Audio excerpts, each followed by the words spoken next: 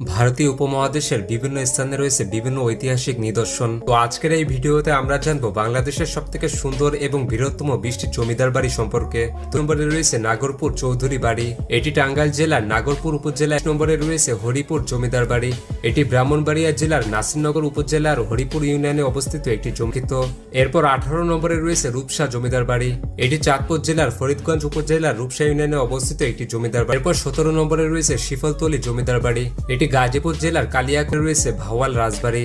ভাওয়াল রাজবাড়ি হচ্ছে অবিভক্ত ভারতবর্ষের বাংলাদেশে পাকুটিয়া জমিদার বাড়ি, এটি টাঙ্গাইলের নাগরপুরে। অপরে রয়েছে নবাব ফয়জুন্নেসা জমিদার বাড়ি, এটি কুমিল্লার লাকসাম উপজেলার গাঙ্গাটিয়া জমিদার বাড়ি, এটি কিশোরগঞ্জের অন্তর্গত হচ্ছে মুরাপাড়া রাজবাড়ি, এটি নারায়ণগঞ্জের অন্তর্গত রূপগঞ্জ উপজেলায়। 11 নম্বরে রয়েছে শশী লজ, এটি ময়মনসিংহ শহরের কেন্দ্রস্থলে। 12 নম্বরে রয়েছে ধনবাড়ি জমিদার বাড়ি, এটি টাঙ্গাইলের। রয়েছে তারাস রাজবাড়ি, এটি পাবনা শহরে অবস্থিত বাংলাদেশের একটি। অন্যরে রয়েছে ইসাখা জমিদার বাড়ি, এটি নারায়ণগঞ্জের সোনারগাঁয়ে। অপরে রয়েছে পুঠিয়া রাজবাড়ি। পুঠিয়া রাজবাড়ি বা 5 নম্বরে রয়েছে রোজ গার্ডেন প্যালেস, এটি 20 শতাব্দী। নম্বরে রয়েছে দিঘাপাতিয়া রাজবাড়ি, এটি নাটোর শহরে অবস্থিত। 4 নম্বরে রয়েছে বালিয়াটি জমিদার বাড়ি, এটি মানিকগঞ্জের। 3 নম্বরে রয়েছে তাজহাট জমিদার বাড়ি, এটি রংপুর। 2 নম্বরে রয়েছে আহসান মঞ্জিল, এটি পুরান ঢাকায় মহেরা জমিদার বাড়ি, এটি টাঙ্গাইলের মির্জাপুরে অবস্থিত কয়েকটি ঐতিহাসিক স্থাপনার মধ্যে একটি।